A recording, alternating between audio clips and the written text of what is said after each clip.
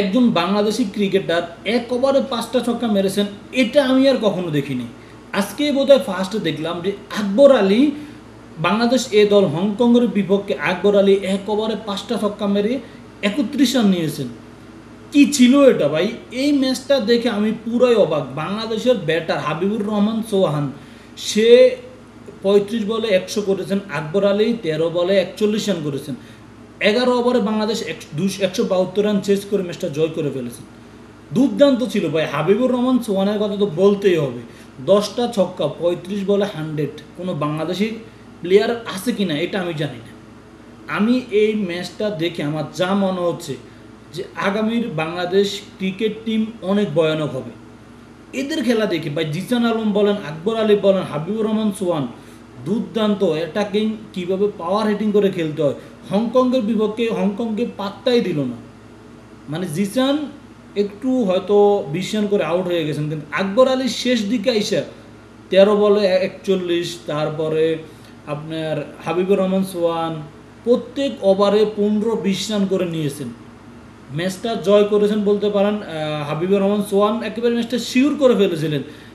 ৩৫ বলে 100 করার পরে একটা ম্যাচ, এটাকে হারার কোনো সংখ্যা থাকে না। অবশ্যই বাংলাদেশ ম্যাচটা জিতেছে, ১১ ওভারে ম্যাচটা জিতেছে। ১৭২ রান বাংলাদেশ ১১ ওভারে চেস করছে। এরকম ম্যাচ আমি আর সহজে দেখি নাই ভাই। এত মানে পাত্তাই পেল না হংকং। তো আমাদের বাংলাদেশের আগামী কিন্তু প্রজন্ম, তারা কিন্তু ভালো করতেছে। এখন আমাদের দরকার হচ্ছে এদেরকে গাইড করা, ভালোভাবে এদেরকে যত্ন নেওয়া, যেহেতু ওরা পরবর্তীতে বাংলাদেশকে ভালো সার্ভিস দিতে পারে। না হলে আপনি দেখবেন যে পরবর্তীতে বাংলাদেশের এখন যেরকম একটা প্রবলেমে পড়ে গেছে, সাকিব আল হাসান, মাহমুদুল্লাহ, মুশফিক, তারা যাওয়ার পরে আমাদের 5 লাইন কিন্তু নাই। একজন প্রপার ব্যাটসম্যান খুঁজতে আমাদের অনেক সমস্যা হয়। হাবিবুর রহমান সোহান, আকবর আলী এদেরকে যদি যত্ন না করতে পারে, বাংলাদেশের পরবর্তীতে পাইপলাইন কিন্তু অনেক কষ্ট হয়ে যাবে জোগাড় করতে। এখন যদি একটা প্লেয়ার ইঞ্জুরি হয়ে যায়, আপনি লিটন দাস ইঞ্জুরি হলে তার পাওয়া যাচ্ছে না, ব্যাকআপ পাওয়া যাচ্ছে না, জাকির আলী অনেক লিটন কুমার দাসের জায়গাটা নিতে পারতেছে না। আকবর আলী কিন্তু লিটন কুমারের জায়গাটা নিতে পারবে আমি মনে করি। তো অবশ্যই তাদেরকে প্রস্তুত করতে হবে। হাবিবুর রহমান সোহানকে এখন জাতীয় দলে আমি দেখতে চাই না, তাকে আরও সুযোগ দেওয়া দরকার। বাংলাদেশের আরও যে ট্যুরগুলো আছে এগুলোতে সুযোগ দেওয়া দরকার, তাহলেই তারা ভালো কিছু বাংলাদেশকে উপহার দেবে বলে আমি মনে করি।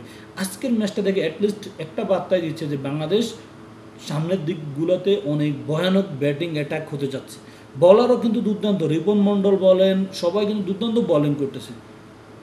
এদের মানে খেলা দেখে আজকে আমার মনে হচ্ছে যে বাংলাদেশ কোনো এক সময় ভালো কিছু করবে। আমরা ওয়ার্ল্ড কাপ হয়তো জিততে আমাদের সময় লাগবে, কিন্তু এদের খেলা দেখে এখনও আমাদের বাংলাদেশি কোটি মানুষের হৃদয় কিন্তু জেগে ওঠে যে আমরা ভালো কিছু